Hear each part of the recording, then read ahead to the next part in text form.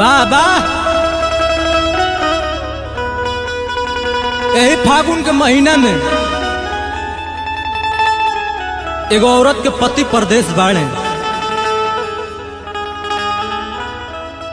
आ देवरा परेशान कैले बा भौजैया से कहता कैसे अब भौजैया कहतिया फिर देवरा से कैसे कौन भाव में भैया हो अरे की होली के बहाने बिछावेला चटाई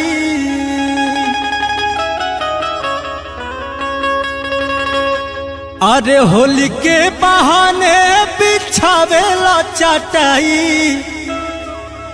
बहतार ननु हुआ की अरे रोजे भेटाई कहे के बकई से मेघनाथ चाचा अरे होली के बहाने बिछावेला चटाई होली के बहाने बिछावेला चटाई भतार ननु हौवा की भतार ननु हौवा की रोजे भेटाई भतार ननु हौवा की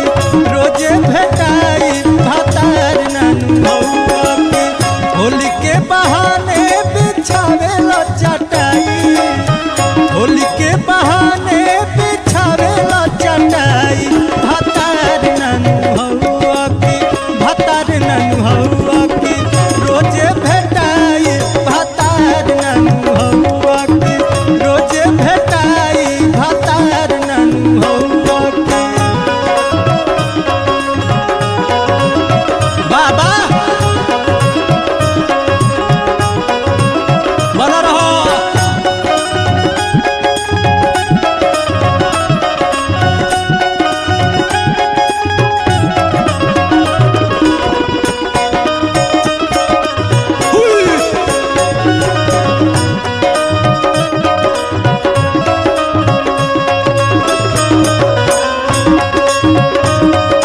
बाबा कृष्ण भैया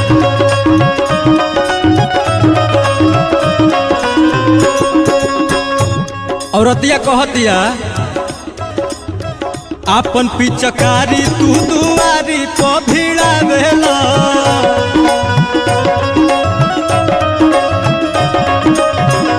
लागो बोलमुआ एही से गोरियावेला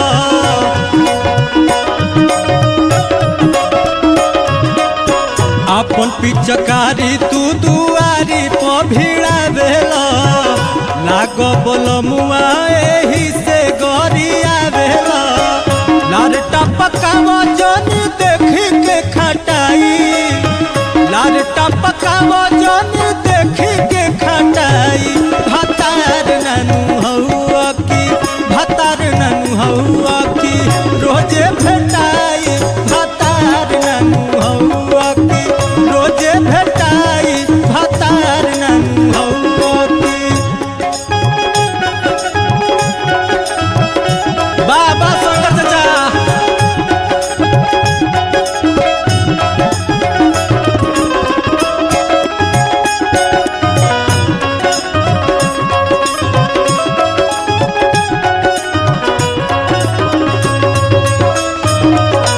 बाबा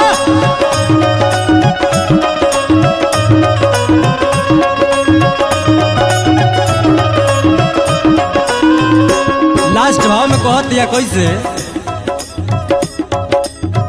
चढ़ल फगुनमा तो भइल छछबे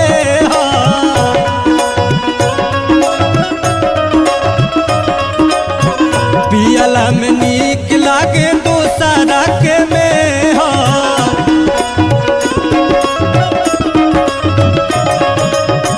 चढ़ल फगुनमा तो भइल छछबे